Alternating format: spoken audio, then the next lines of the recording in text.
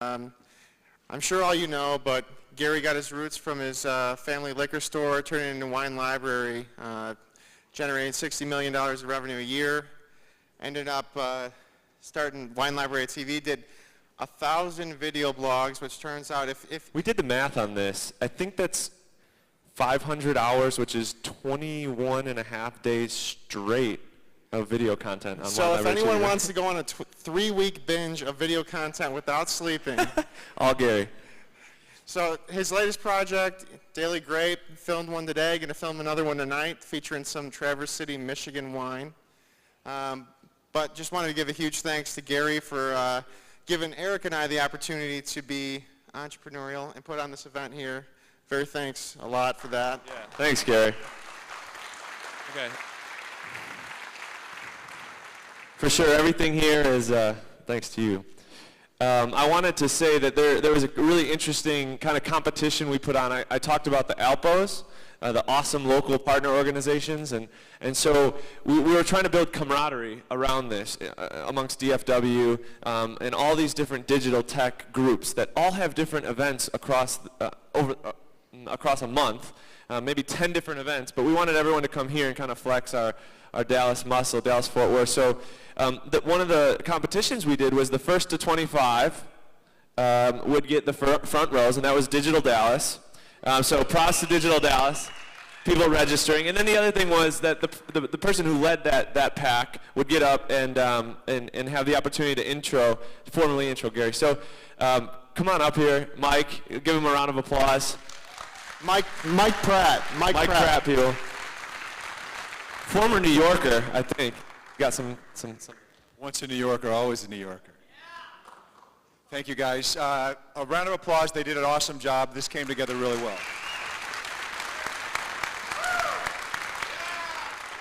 So I hate it when people introduce the keynote speaker and they list a laundry list of their LinkedIn profile and where they've been and where they worked in the years and stuff like that. So I'm not going to do that. I'll say 2 or 3 quick things about Gary and then a tiny little story, and then we'll bring him up and let him rock your world.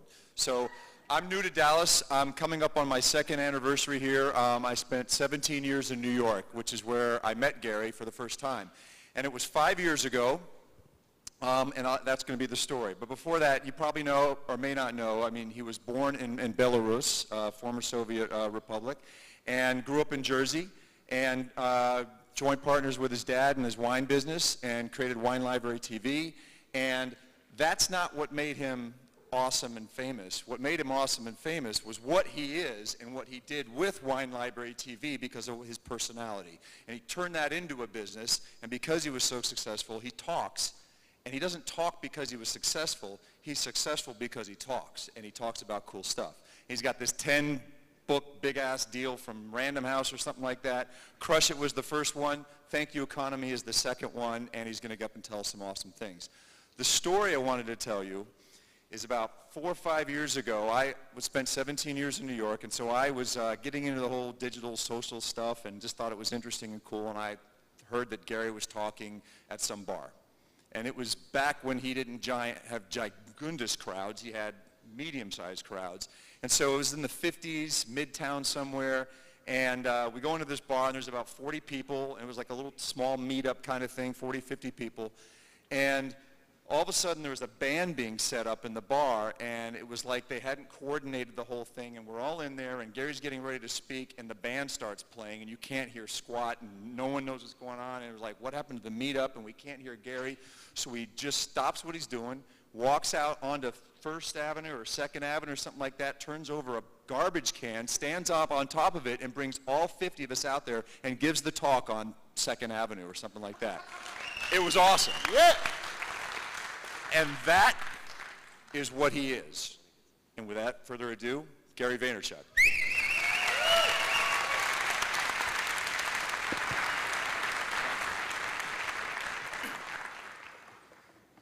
Dallas. Very excited to be here. Tremendous hustle by Eric and the team and everybody, and that's a great intro. And it was raining. It was raining. It was raining. Can we turn on the lights? I don't like not seeing the yes. Yes, I want to see the faces. Uh-oh, dance party drinks. I love it. They got signs. I love it. How many of you guys don't know my spiel? Raise your hand. That hurt. It's always good to hurt the ego. All right, so I'll go a little bit into my background, and then I'll go into some other stuff. And I would like to go to heavy Q&A because I think the engagement stuff is pretty important and brings a lot of value and can answer questions. I also think that, I've been talking a whole lot for the last 120 days since this book came out, and I know a lot of you, and I've seen a lot of you today, and I know a lot of you have caught talks, and though I have a lot of content in my head, when I talk about the thank you economy or the things I'm most interested in, a lot of it gets regurgitated, and I don't want to bore you. I was born in Belarus. I was super immigrant. I lived in a studio apartment in Queens, dramatically smaller than this stage when we first came to America with 8 family members. So people ask me all the time, why am I so hungry? Why do I want to accomplish all these things? Why do I work so hard? And recently I've kind of pinpointed it. I'm driven by gratitude. I think gratitude is underrated. I'm very, very grateful. I'm very aware of how lucky I am. I really wish every single one of you could feel the way I feel right this second. When you go to a place that's far from your house and hundreds of people show up to hear what you have to say, it's ridiculously humbling, and I want to just thank all of you guys for coming out tonight. Thank you. I was born in a shitty place. Belarus is still, believe this or not, Belarus, where I'm from, is one of the few countries we don't have an American embassy in. We've left it. It's got a dictator. It's by far the biggest mess of any of the former Soviet places. And if I didn't get lucky by chance to be able to leave Russia in the late 70s, my life would be so different. I'm also ridiculously grateful because I would say more than anything, the reason I'm probably on stage right now is because my mother parented me perfectly. I have so much, I fundamentally believe that I'm dramatically better than every person in this room. And that's because that's how my mom tricked me. This is how gangster my mom is. I remember this perfectly. I remember when I finally realized, maybe it wasn't true. I think I was a sophomore or junior in high school. I'm walking down the hall. Now, when you're a sophomore or junior, you're like 16. I wasn't 9. I'm walking down the hall, and I don't know what hit me. It wasn't anything particular. I was kind of walking, and I was like, maybe I'm not the smartest, best-looking human being on earth. And I remember that moment very clearly because literally up to that point, I thought I was. And I think that it's an interesting thing for me to think about because I'm never scared, especially when it comes to business, which comes to me naturally. When we moved to New Jersey after my dad became a stock boy in a liquor store in New Jersey, which is where this all started, I was super entrepreneurial.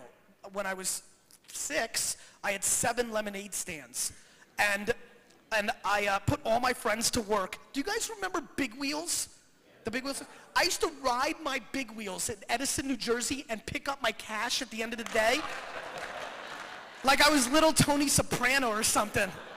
Where's my money?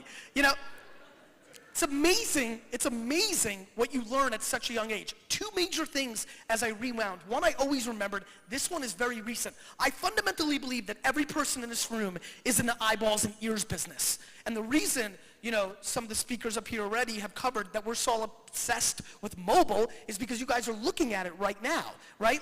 That is unbelievable. We are in the eyeballs and ears business. No matter what your business is, that is what we focus on. B2B or B2C, I really don't care. We want to storytell. If we're good, we convert. That's the game. And when I was 6 years old, the reason I did not man the lemonade stands was not because I would go play and do something else. All my friends were working my lemonade stands. It was because I literally would sit down on the corner of streets. It was a different era back then. I literally would just walk all around town. Plus my mom was from Russia. She didn't know what kidnapping was. And I would just, and I would just sit there, and I literally would sit there like this for hours trying to figure out, as cars would drive by, what signs and what trees to put the lemonade stand on, the lemonade signs on, to figure out where their eyes were going and how to convert them. The other lesson I learned is that good people are expensive. I agree with you, Mike. They're expensive. Mine came in the form of Eric Conrad. I even remember his name. I remember being confused by him because he wasn't around during the school year, but he was always home in the summer. Later, I realized they're like divorced, and I didn't understand. You know, I was like, why was he always around in the summer? He was gangster. He made signs too. I made them, but he did too. He had the hustle. He's probably doing some good shit. Are we recording this? Eric Conrad, if you're around, hit me up, baby. Everybody got 100 cups every day. Eric Conrad stole some cash. He skimmed off the top. But he was selling so many more cups than all my other friends, I didn't care. Lesson learned. When I was 12, I started a ridiculously big baseball card business, and I was making $2,000 to $3,000 a weekend selling baseball cards in the malls of New Jersey. That was awesome. I remember thinking, and now thinking back, when you're 13 and you have $30,000 in cash under your bed and you're not selling weed, you're doing a good job. Then I turned 14 and my dad ruined my life. I was getting ready for the biggest show of the year at the Raritan Expo Center in New Jersey. I paid $1,000 for my table, which was big cash. I was so pumped. I had all my Frank Thomas 1990 Leaf rookie cards ready. That was the card. I was going to crush that card. I was ready. It was going to be phenomenal. My dad walks in. He goes, "You're coming to work." I go, "Dad, I think you're mistaken. I got a big show." I don't know how many of you have Soviet dads, but I lost that one. We lived 40 minutes from Shoppers Discount Liquors, which was the name of my dad's store at the time, and I started crying from that moment for the next 30 minutes as we drove down the highway. Like ridiculous, like snot bubble crying, right? All in on crying, devastated, ruined my life. Finally composed myself because I knew we were 5 minutes from the store. I looked at my dad and I said, "Dad, how much are you gonna pay me?" And he said, $2 an hour. And then I really started crying. And for the next year and a half, how many of you have seen the movie Goonies? For the next year and a half of my life, on every weekend, vacation, spring break, everything, all of it. The next year and a half, I was Sloth from the Goonies. I literally would walk in and go to the basement and spend 10 hours a day in my dad's basement of his store and bag ice, because we sold a lot of beer back then, and I would do that for 10 hours straight and then go home. I got paid $20 fucking for it. So life was horrible. I hated it. And then when I was 16, I was finally allowed to come upstairs, and I was dusting the shelves one day, and a very monumental moment happened, and this is how I got into the wine business. Every person came in on a faithful Saturday and asked for the same exact wine, the 1990 Caymus Special Selection Cabernet Sauvignon. Everybody. Finally, I realized that the Wine Spectator had just named it the wine of the year. We did not have a backorder system. I am a young entrepreneur thinking this is stupid. People are coming in and they're leaving the store. I hate this. The last 50 people that walked into the store have walked in and walked out. They're taking up my parking spots and I'm not getting their cash. I'm pissed. So I said, I'm taking a backorder with the next guy coming in. We did not have a backorder system, but I wasn't worried because I was going to school on Monday. And so I wasn't going to be there for the fallout.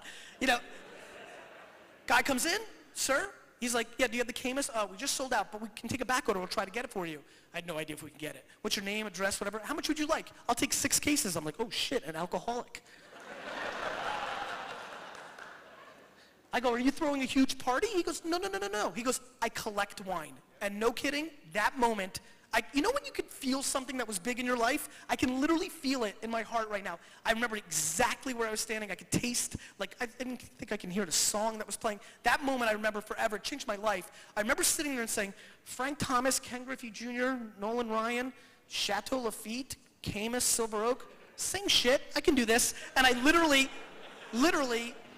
put all my effort into learning everything about wine, and everything I did at that point in class when they were trying to teach us the things you teach in class.